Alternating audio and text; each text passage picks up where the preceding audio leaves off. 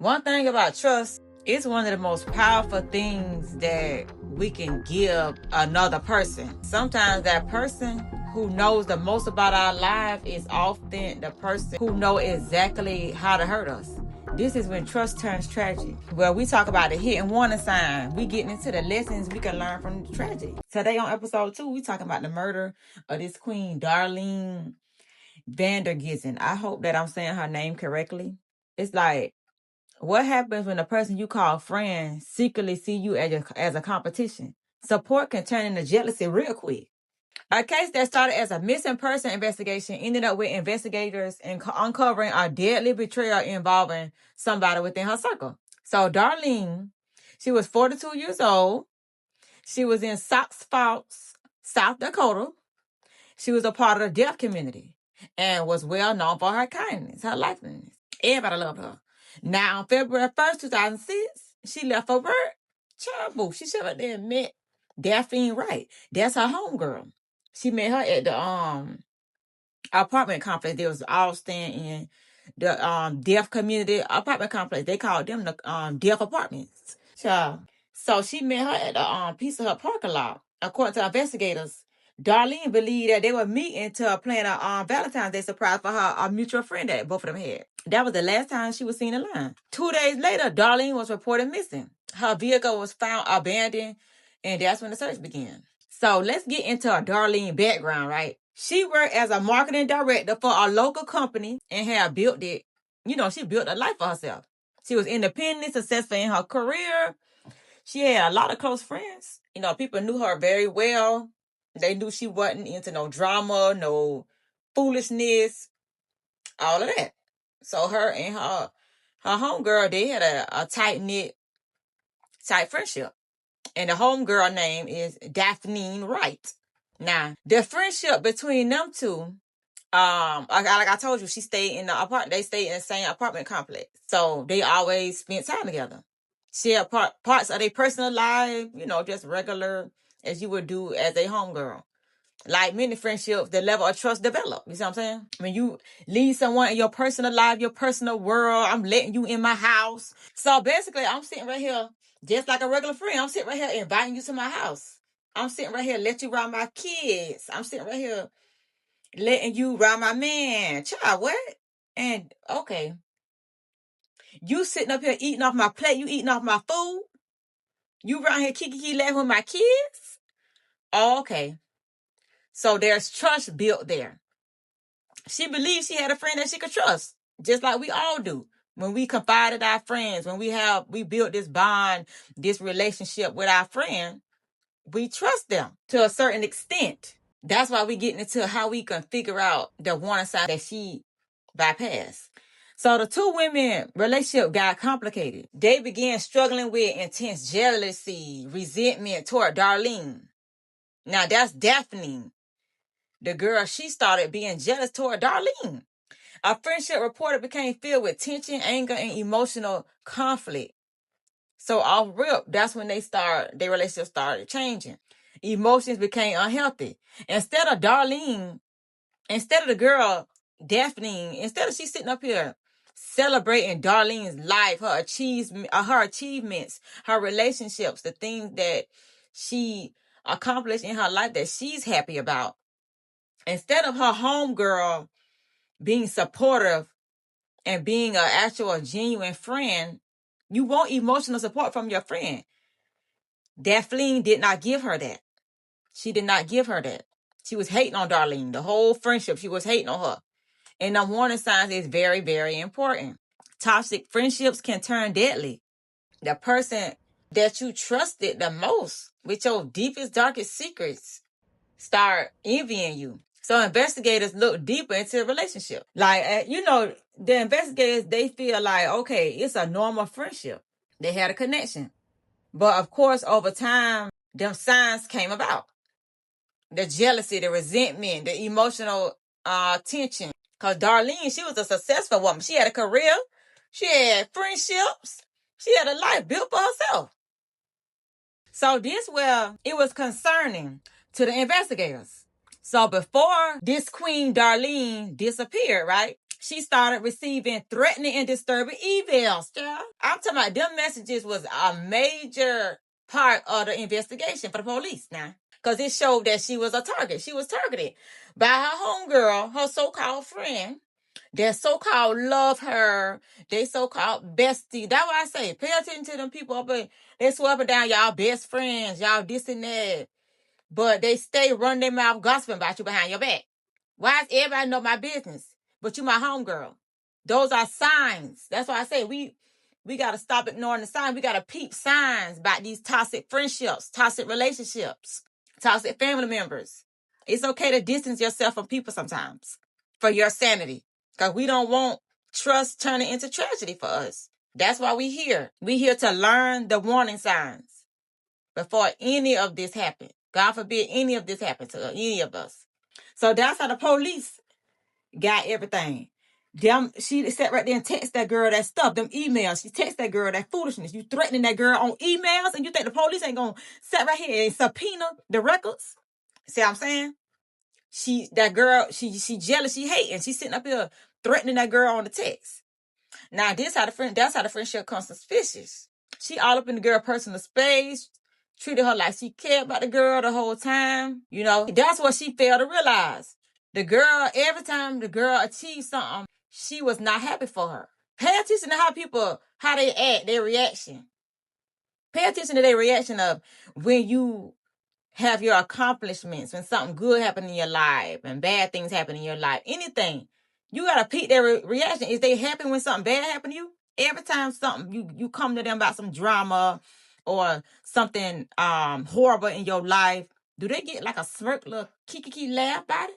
And when you accomplish greater things and you're growing in life, is they taken aback and they like they don't have nothing to say about that, nothing positive support you by that. You pay attention to them type of friends. That's what this Queen Darlene VanderGiesen, she did not pay attention to those signs. We have to pay attention to those things. Now let's get into what happened to Darlene. November 1st, 2006. This when she reported missing. She failed to return home, could not be located by nobody. Okay? So it was first reported as a missing persons case until investigators start taking a closer look. That's how they start finding out, okay, this woman is deceased. Ain't no missing person. Daphne Wright, that jealous friend, after they sat right there and read them disturbing emails. Because they try to figure out, where the girl at? Why the girl ain't come to work? The girl ain't come home? How you don't come home? What's going on? The neighbors looking around like, what? The girl ain't come home yet. It been X amount of days. The girl ain't come home. I ain't seen the girl come home yet, girl. And she deaf on top of that. Remember, this is a deaf community. So that's more prone to figure out what's going on here. Because she can't hear. We need to figure out, where is this woman at? Where is this queen? Now, this is the digital evidence. That's what really broke the case. Like I say, those emails, those disturbing emails. She had intense resentment. It showed that within those messages. It showed how jealous that girl was. It showed how envious that girl was. A resentment from her. I want to talk about this other woman that I have not stated before. Her name is Sally Collins. Now, this is Daphne Wright's girlfriend at the time. Remember, I know both of these women names start with a D, so you might get confused. Daphne, she is the jealous friend. Darlene, she is the victim. Sally, she is the jealous friend, girlfriend. And all three of these women was living in the deaf community in South Dakota. So this how the whole conflict started. Sally moved into the apartment complex, which is the jealous friend, girlfriend. The jealous friend, girlfriend became friends with Darlene, the victim. So according to the court records, that's when Daphne, the jealous friend, was jealous of the friendship between her and the girlfriend. That's all that was. How you mad with your homegirl for being friends with your woman? That's what you want? You mad because their relationship, you know what I'm saying? They actually became close. They actually became good friends. Are you mad at that? But you her friend, you her homegirl the whole time. You don't want your friend to be cool with your friend? I mean, you don't want your woman to be cool with your friend? Y'all all hanging out together. Y'all all living in the same complex. So what's the issue? Jealousy. You mad. If you don't have that bond with your woman, try to do that. That's where it comes with being friend with your partner first. That's why. People go quit the layup. Stop being jealous of the friendship that your spouse have. Why don't you build that friendship? I don't know why she didn't just build that friendship herself with her woman. Why don't you have a friendship with your woman? This your spouse. This your lady. Be a friend too. You don't just have to be a lover. That's what a lot of people fail to realize. And you sat right there and got jealous of your homegirl just because she was real good friends with your woman. Nah, boo, don't get mad. I'm telling you, people is, ooh, child. Instead of seeing Darlene as just her girlfriend friend, she basically seen her as a threat. Now, ain't no telling. I don't know if the girl a lesbian or not. I don't know if the victim, Darlene, is a lesbian or not for you to sit right here and think, oh, she gonna take my woman. She gonna take my lady. You ain't have to kill that girl. Talk to your woman. You like her? Now, this how the jealous friend was able to lure Darlene to the Pizza Hut parking lot, right? She act like she told the girl, okay, it's cool. Like, I don't care about none of that. I don't care about, y'all can be friends. Y'all cool. I'm cool with y'all hanging out with each other. So she act like, oh, I want to do a Valentine's Day surprise for my woman. Friend, come on, meet me at the Pizza Hut parking lot. Let's go do a little 1-2 for my woman gift. So Darlene thinking, all right, let's rekindle this friendship. It was just a mistake. We can move past this. We live in the same community. Like, I want to continue to be your friend. You and your woman. Y'all cool. I'm cool with both y'all. Let's move past this. So that's what Darlene thinking in her head. Not the jealous friend. That was the last time Darlene was seen alive in that Pizza Hut parking lot, trying to help her so-called homegirl for a Valentine's Day gift for the woman. Around 5 o'clock, she left from home, changed her clothes, and drove to the Pizza Hut. That's what the prosecutors argued. Her father reported her missing 2 days later. The police found Darlene's car abandoned in the Pizza Hut parking lot. Inside the vehicle, something was wrong. They can tell rip. Wasn't no keys. The keys is missing. The wallet identification was missing. Items connected to her disappearance was gone. The location of the vehicle became a major turning point in the Darlene case. So everybody trying to figure out, where is Darlene? How's she gonna sit right there? Pizza Hut don't come home. What is going on?